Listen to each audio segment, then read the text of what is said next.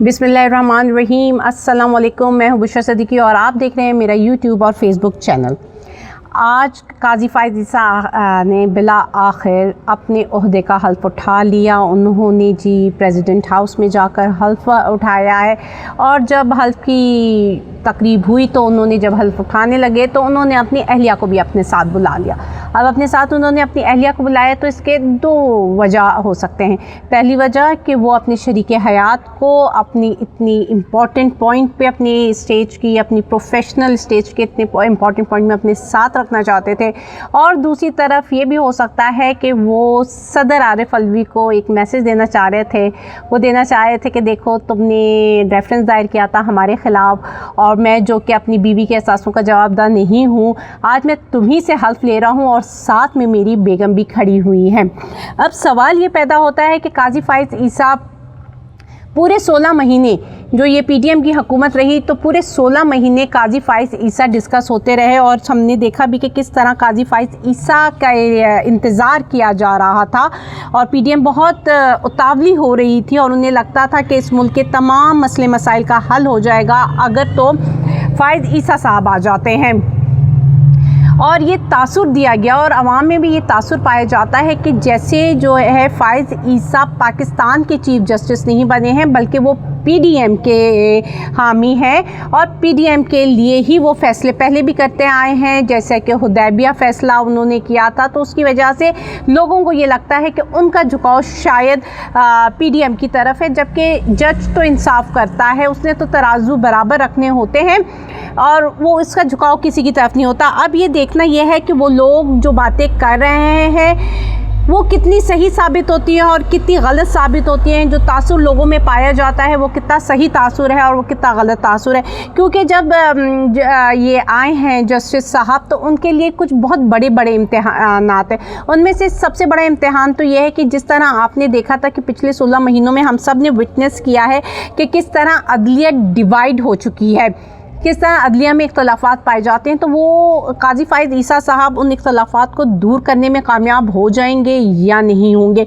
अच्छा, दूसरा जो बड़ा उनको चैलेंज है वो चैलेंज है बुनियादी हकूक़ के हवाले से कि किस तरह जिस तरह पिछले महीनों में बुनियादी हकूक़ की पामाली हुई है, लोग एक्सरसाइज नहीं कर सकते अपना फंडामेंटल राइट्स, ना बोल सकते हैं ना एहतजाज कर सकते हैं, तो क्या वो उस पर कोई एक्शन लेंगे? क्योंकि हमने ये भी देखा है कि उन्होंने हमेशा से अपने आप को मफाद आमा या बुनियादी हकूक़ की बालादस्ती के लिए बात करते और खड़े होते हुए देखा है। तो क्या अब जब उनकी मतलब अब वो अदलिया के सबसे बड़े जैसे कहते हैं ओहदे पे फाइज हैं और उनके पास इख्तियारात हैं कि वो बदलाव ला सकते हैं, वो बातें जो वो करते थे इंसानी हकूक़ के हवाले से उसको इम्प्लीमेंट कर सकते हैं, तो क्या वो करेंगे या नहीं करेंगे? क्योंकि उनका जो इम्तिहान है वो यही है कि बिला इम्तियाज़, बग़ैर किसी दबाव में आए हुए वो क्या फ़ैसले कर पाएंगे। अब इसके अलावा मिलिट्री कोर्ट्स के हवाले से जो फ़ैसले होने हैं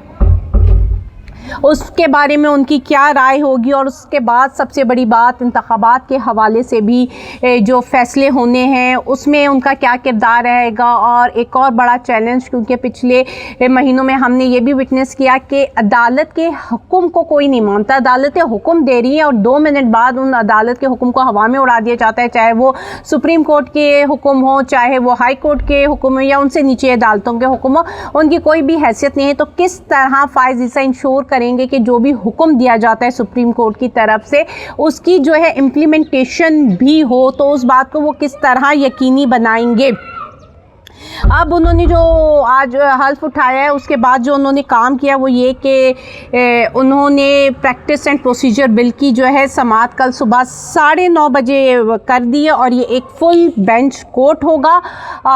अच्छा, अब इसमें जो लोग शामिल हैं उनके नाम मैं रीड आउट कर देती हूँ आप लोगों को, क्योंकि उन्होंने फुल बेंच बनाया है और उसकी मतलब आते के साथ सबसे पहले उन्होंने ये काम किया है। इसमें जी वो ख़ुद हैं जस्टिस काजी फ़ाइज़ ईसा हैं, जस्टिस सरदार तारिक हैं, जस्टिस एजाजुल हसन हैं, सैयद मंसूर अली शाह हैं, जस्टिस मुनीब हैं, जस्टिस याहिया हैं, जस्टिस अमीदुद्दीन हैं, सैयद मज़हर अली हैं, जमाल ख़ान मंदोखेल भी हैं, मोहम्मद अली मज़हर हैं, जस्टिस आयशा मलिक हैं, जस्टिस अतर मिनुल्लाह हैं, जस्टिस सैयद हसन अज़हर रिजवी हैं, जस्टिस शाहिद वहीद हैं और جسٹس مسرت ہلالی ان کی جو ہیں اس فل بینچ میں جو کہ پریکٹس اینڈ پروسیجر بل کی ہیئرنگ کریں گے. اب کل ہی پتہ چلے گا اس کے بارے میں. ہم صبح 9:30 بجے سے آپ کو اپنے اپڈیٹس دینا شروع کر دیں گے انشاءاللہ تعالی. اس کے علاوہ انہوں نے کچھ اپوائنٹمنٹس بھی کی ہیں. انہوں نے رجسٹرار ہیں ان کو اپوائنٹ کیا ہے, اور جزیلہ اسلم ہے جن کو انہوں نے as a registrar supreme court appoint کیا ہے. اس کے علاوہ جو انہوں نے اپنا سیکرٹری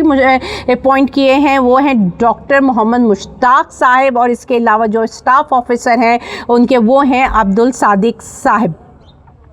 اب دیکھتے ہیں کہ جو لوگوں میں تاثر پایا جاتا ہے کیا جسٹس فائز عیسیٰ اس تاثر کو زائل کرنے میں کامیاب ہو جاتے ہیں یا پھر ان کے فیصلوں سے وہ تاثر اور زیادہ مضبوط ہوگا. یہ تو آنے والے وقتوں میں ہی بتائے گا, لیکن ہم امید کرتے ہیں کہ جسٹس فائز عیسیٰ صاحب آئیں گے. اور جو پچھلے 16 مہینوں میں ہوتا گیا ہے, ہم ذرا جس طرح آئین کی قانون کی پامالی ہوئی ہے اس کا مذاق اڑایا گیا ہے, تو وہ آئین اور قانون کی بالادستی کے لیے کچھ کنکریٹ اسٹیپ لیں گے, اور جو بھی فیصلے کریں گے وہ کسی پارٹی بیسڈ نہیں ہوں گے بلکہ ملک کے لیے اور آئین اور قانون کے مطابق ہوں گے, کیونکہ ملک میں آئین اور قانون کچھ نہیں ہے. اب آپ یہی دیکھ لیں کہ راجہ ریاض صاحب جو کہ اپوزیشن لیڈر تھے وہ جاتے ہیں لندن, ملاقات کرتے ہیں, اور اس کے بعد ان کو ٹکٹ مل جاتا ہے نون کی طرف سے. اس سے بڑی سیاسی بددیانتی کیا ہوگی؟ یہ ہمارے آئین پر, یہ ہمارے پورے پارلیمانی نظام پر ایک زوردار تماچا ہے کہ وہ شخص جو کہ اپوزیشن لیڈر تھا, وہ شخص جس نے کیئر ٹیکر گورنمنٹ بنائی ہے, اب وہ اسی پارٹی کے ساتھ شامل ہو گیا جس کی حکومت تھی, جس کے خلاف وہ تھا. اور مطلب کیئر ٹیکر گورنمنٹ جب بنائی جاتی ہے تو وہ پھر اس کا اپنا فیصلہ ہوتا ہے اور وہ مشاورت کے ساتھ ہوتی ہے, اور وہ اپوزیشن میں تھا. یار آپ اس کا مطلب یہ ہے کہ آپ نے جو اپوزیشن کا کردار ادا کیا اس کے ساتھ آپ نے ناانصافی کی. وہ جو کیئر ٹیکر سیٹ اپ آپ نے بنایا اس کے ساتھ ناانصافی کی, آپ نے پورے پارلیمانی نظام کے ساتھ ناانصافی کی. اور جب آپ پارلیمانی نظام کے ساتھ ناانصافی کرتے ہو تو آپ جو ہے عوام کے ساتھ ناانصافی کر رہے ہو. اب دیکھنا یہ ہے کہ یہ جب الیکشنز لڑتے ہیں تو ان کو ووٹ ملتے ہیں یا ریجیکٹ ہوتے ہیں. اگر ان کو ایک ووٹ بھی ملتا ہے نا تو یقین مانی یہ قوم ایک مردہ قوم ہے, کہ وہ یہ جانتے ہوئے کہ جس شخص نے آپ کے منہ پہ تماچا مارا ہے آپ اسی کو جا کر ووٹ دے رہے ہو.